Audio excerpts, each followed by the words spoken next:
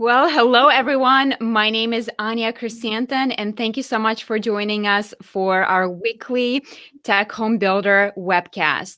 I am very excited to be joined by my guest, John Hiscox. John is a business development executive with Open House AI. AI stands for artificial intelligence. So we'll get to find out more about him, his company, and we're going to talk today about industry trends with COVID-19 and really how the consumer journey is changing, as well as some of the recent changes to privacy rules and regulations and how that's going to affect marketing as a whole. So welcome, John. Thank you so much for joining me today.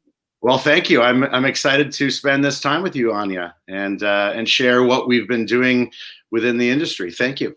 Yes. Well, John, if you don't mind starting us off by giving our listeners a little bit of a story about yourself as well as Open House AI. Well, it's my pleasure to do so. And I'm one of the founders of Open House. And frankly, Open House is doing something which has not been done before within the home industry space. And frankly, home building is one area industry that we're focusing on today. But frankly, what we operate is a platform which is extensible to many other different industries in the future. And so we're keeping that in mind as well. Now, Open House is an artificial intelligence and machine learning marketing platform. We've built a recommendation engine that essentially the buyer journey today within the home building industry really starts at the point of conversion. And many home builders don't have any data about the journey that the buyers have taken from when they first engage to that point where they've chosen to say, hey, I'm interested in learning more about a specific property. And we think that's an issue because the buyer journey is long and complicated. And as you discussed in COVID, it's changing and it's changed, yet the home builders are focused on a different area. We're asking them to consider the buyer from a fulsome perspective so that they can offer a better service. And so what the platform does in its simplest form is based on the behaviors of the individual and where they're from, the recommendation engine is using that behavior as well as other data to make predictions about what specifically interests them. And then their web experience is exclusively properties or features that are of interest to the buyer. So what it does is it really makes much less complicated that process of browsing within the home builder website. Mm-hmm. And if you can just imagine as a home builder, you think, okay, my website is beautiful. I try to make it easy for buyers to find the homes. But in reality, right, the buyer journey is so convoluted and complicated because typically they have to visit every single website for the builder, try to find the product that they want on it. And it can become very, very complicated process. So, John, when I was speaking with you earlier, the metaphor that kind of came to me with this was almost equivalent of what you guys do is almost the equivalent of Amazon. And in the sense that when I'm as a consumer going on the website and basically Open House AI puts a blanket on a builder website. Now, with this blanket, what happens when the consumer enters that and they start searching for something, just like you would on Amazon, now Amazon is suggesting items to you based on what you're searching, as well as your past history, what you bought in the past. So I think that's the easy way to think about it. So basically, what Open House AI does is it's predicting what you're most likely interested in as a consumer, what type of a home, whether it's a certain color, whether it's certain neighborhood, and therefore it makes the journey that much easier. Am I correct in yeah, you are. And oversimplifying this? There's a couple of different dimensions to it. So first of all, principally, yes. The second layer down is the notion of, have you considered this? at the start, though, if you imagine there are, and listen, home builder websites can be very complicated. I know of one where there's 300 different communities being marketed at one single time. The American home buyer, frankly, is not like, I mean, I'm a Canadian, but we in Canada tend to be very market centric. So if I want to buy a home, I live in Toronto, I will buy a home in Toronto. So it's very targeted in terms of city. Mm-hmm. Americans will travel and they'll live anywhere. So, you know, it's not always I'm looking for something in Austin. They may also be interested in something in Portland or North Carolina. And so, you know, they tend to look at the whole thing. And while we reduce the complexity of scope when it comes to communities, because we're saying, bang, these are the ones you might be interested in a region, what we also say is, by the way, the floor plan that you might have been interested in community A, did you know that it's also available in these 6 other communities? And so it's 2 levels of recommendation. One is broad, have you considered this type recommendation? But the really fascinating one is the curation of the journey that we create. And it's not curation from the builder's interest point of view. It's curation from the interests of the buyer and what their preferences are. Mm-hmm. Preferences that, I must say, they have not told us, which is really cool. So, John, you touched on this a little bit, and the fact that in America, we tend to move kind of more freely. And I think with COVID-19 has drastically changed that, right? So my husband and I were watching HDTV the other day, and they had some show about a town in the South that average home price was $120,000. And I was like, hey, babe, you know what? Why don't we move to this town? You know, that we can buy a McMansion and live happily ever after. So can you talk to us a little bit about some of these trends that you're seeing with consumers as a result of COVID-19? And what do you think those trends will look like going forward? Yeah, and your story kind of I'm dating myself here, but the Beverly Hillbillies comes to mind, where they're heading to the West. So there's a bunch of things, and I think, look, you're in the real estate business, so you're familiar with these trends, but you know, without getting into the details of the statistics, there's a couple things happening. One, people are the millennial cohort is in the home market versus saying renting before, because interest rates are low. There's a whole bunch of things. Flexibility of where you choose to work is wide open now, and they're now choosing to buy homes. And they're 40% of the buyer market right now. And they're saying, hey, living in the suburbs isn't the worst thing, because they're sitting in their apartment or whatever they are, and it's too small. So buyers today are spending more money than they thought they would when they go in. So their budgets expand. 2, they're buying between 500 and 1,000 square feet of a home bigger than they anticipated. And you know, the biggest thing is, aside from the experience of applications, that they're realizing that the home that they loved before, the utility of which isn't what they love now. When you're stuck in your dining room and working there all day, they realize that, you know, it's just not perfect. And so I think the cards are sort of all up in the air, and it's had a big impact because people's preferences are changing. Now, this is the important thing. Most decisions driven or used or based that the builders make are driven by typically census type stuff or information they purchase. Now, we'll get into privacy because the rules around that are very different, but the planning decisions are focused and made based on information that's typically historical in some way. And in real time, the preferences of the buyers are changing, and builders don't really have a way to show it. Now, our analytics that we push to the marketer is showing that, you know, if for this floor plan or this community, their expectation was a certain persona is interested, so that's the benchmark. We also show them what's happening in real time. And in some cases, the real-time view of who's interested is vastly different, either above or below. So that's really important, is when builders are making huge investments in pieces of property, what they build on the property, perhaps the show home that they build. They got to make sure that that thing or those things that they're marketing are relevant in the moment, and it's always changing. So those are some of the things that come to mind with COVID. Of course, the other thing is people are sitting in their homes. I mean, I'm an extrovert, but I'm much more comfortable staying indoors all day, and I do things from home. I never go to grocery stores anymore. Mhm. So people's preferences have changed in terms of the experience they expect, and the home building industry has to adjust because the front end experience isn't what they want. And then it introduced so many points of disengagement along the way that the home builder that is presenting the best experience will be the one that actually sells the home over the one that does not.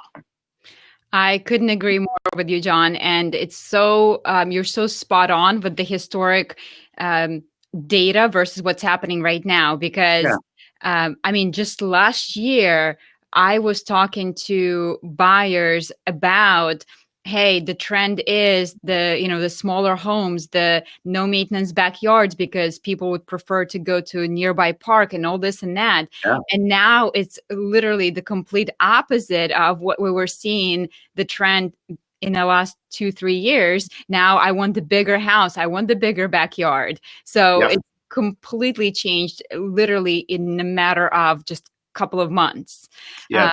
So what kind of flip it on the other side? So we know these are the changes that the consumers are facing. What about builders? What do you see some of the biggest challenges for the builders as a Yeah. result of Yeah. COVID-19 going forward? Well, I mean, listen, this is an interesting thing. The biggest challenge that I find, and one of the things that we feel as an organization, which is changing the narrative, especially around something which, frankly, they're not doing today or thought that it wasn't available, is how do we take traditional thinking around an industry and make them move quickly to adjust to these changes. The home building industry, frankly, is a bit of a fast follower type of industry. You know, if you look at home builder websites, they all do the exact same thing.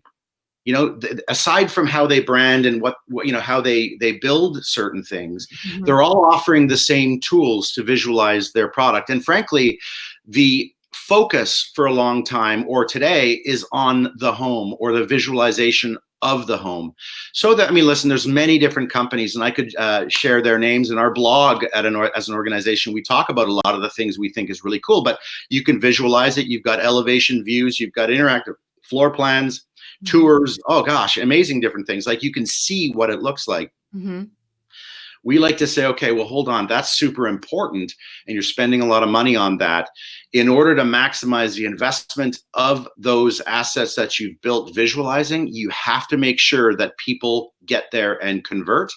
And, you know, that's part of it. But the biggest issue is education. And the biggest issue is sort of this awakening of the possible that historically hasn't existed, but now it does. Mm-hmm.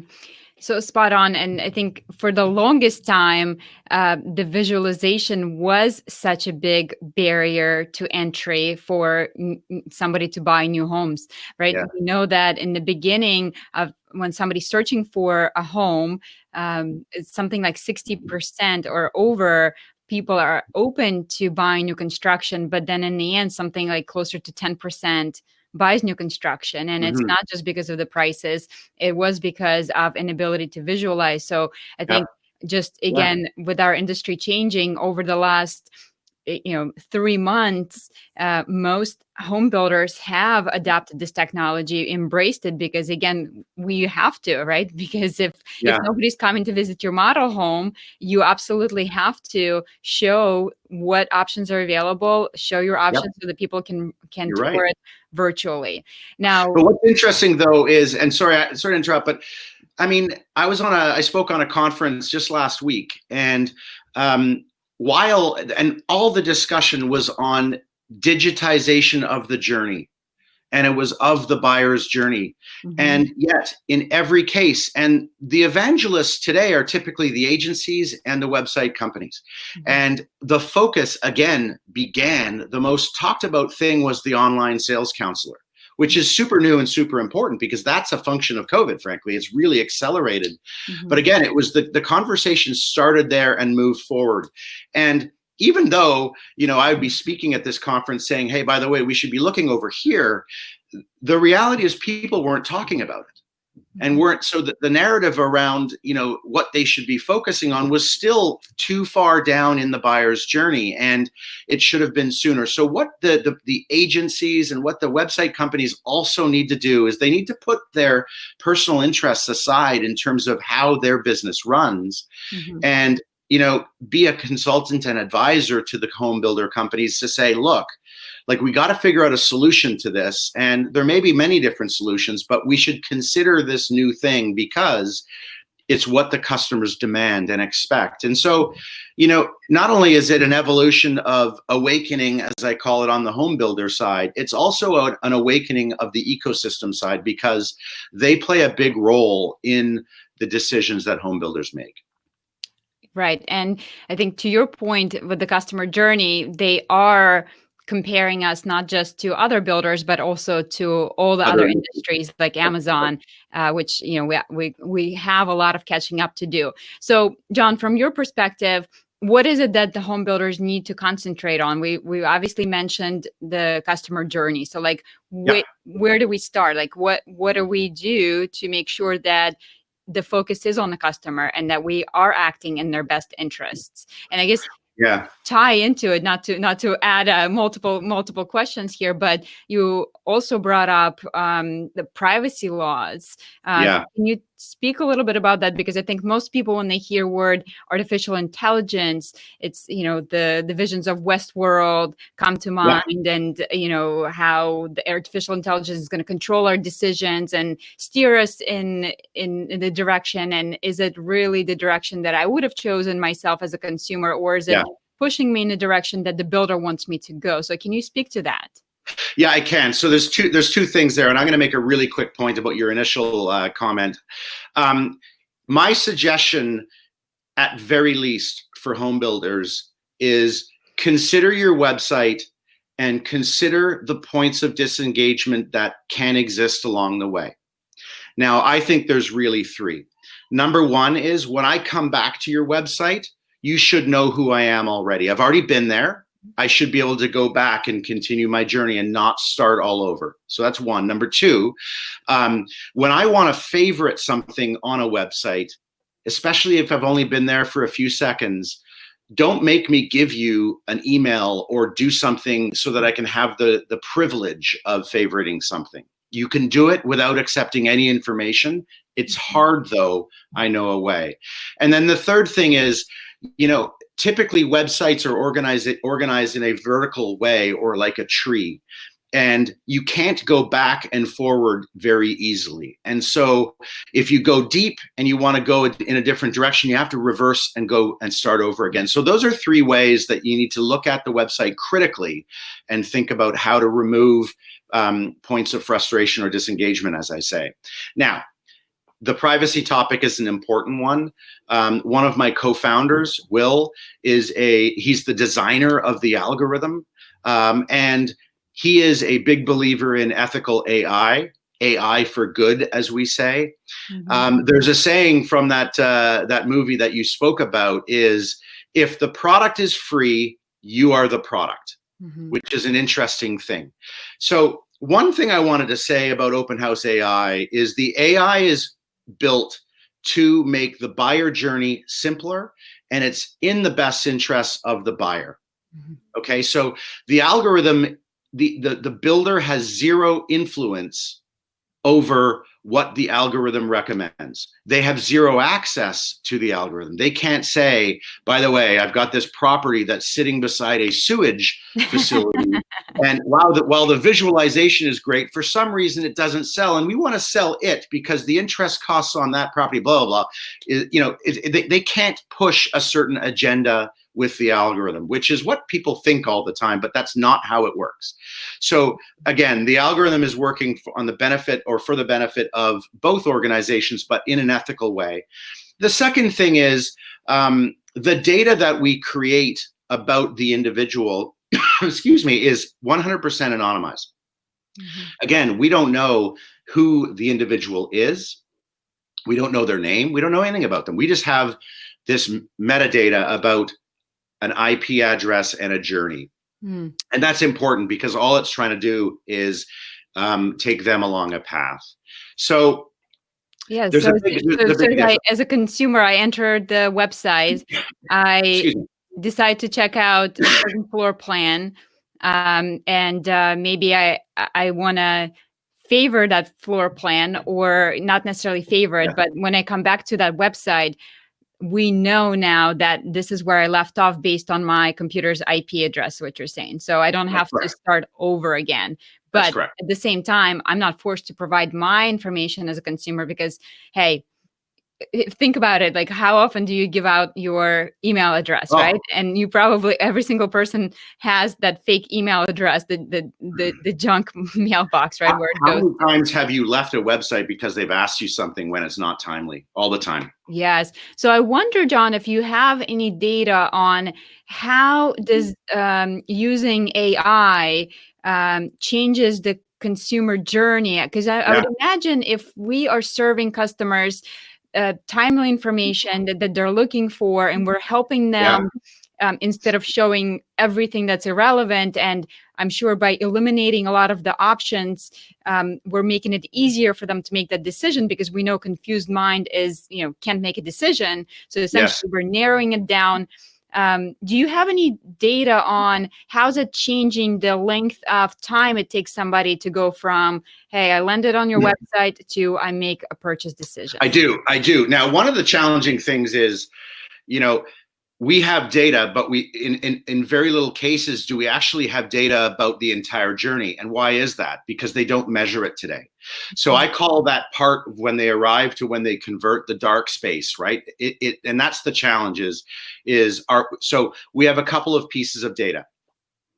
Number one, our customers using our platform from the last 6 months across the entire business have increased conversion, meaning website entry to first point of engagement, whatever that is, right? It could be an OSC or a live chat, whatever. But Mhm. that the numbers of conversions have increased 50% Wow. across our business, which says two things. One is it says that the people that are experiencing those websites like what they see and they stay longer and they're converting more. So that's one thing that we see from that. The second thing is it's showing us, and this is selfish, but it's saying that the reality is the algorithm's working.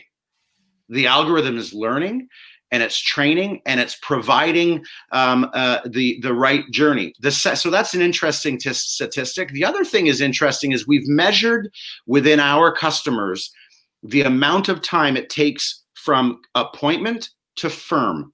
Okay, so what we've seen in one particular customer, because we just finished that study, is that amount of time went from 15 days to 13. So we've dropped the amount of time that they're actually going through the buying process. And why is that? It's because they've already gone through a much more efficient journey, and they know a lot more about what they want. And so we're able to push them into the process in a much more prepared way. And then we've got other stats that are longer. But until we start to take a look at the beginning, we're not going to Mhm. be able to measure much because it's dark for most builders. That is so fascinating. And you know what, John? I don't know if you already have this, but if not, you can thank me later for this. But you got to apply this technology to selection process. Yep. Because again, when they visit the selection process, right, whether it's Yeah. in person or online, especially online, Yep. we go, ooh, so if Yeah. you can have that AI guiding you because it knows, hey, in the 100%. past you liked white cabinets and you like this and you like that, and it can almost like act as a designer to help you make those selections. Wouldn't that Yes. be awesome? Well, so listen, our technology is going in a couple different areas. And frankly, that's one of them, right? We'll be able to do prediction about whether you like gray or green, right? And Mhm. and so that's coming. That's an enhancement that we're talking about. And one of the things which, I know we've talked about before, which is interesting, is the notion of pricing. and whether or not we can use the technology to determine the correct price for a home, because today it's a bit arbitrary. And many builders are in situations where they don't have product to sell. They are selling out too fast. Well, to me, that just simply might say that perhaps the pricing was too low. I don't know. I mean, we're thinking about that in terms of how our recommendation platform can work. But the areas of selection is one for sure, and then also the areas of pricing is something we're thinking about as well, in an ethical way, of course. Yeah, this is fascinating. So it can be applied to so many different aspects of that customer journey to improve the experience. Well, Yeah. John, thank you so much for being on today. I really appreciate all the information you've shared with us.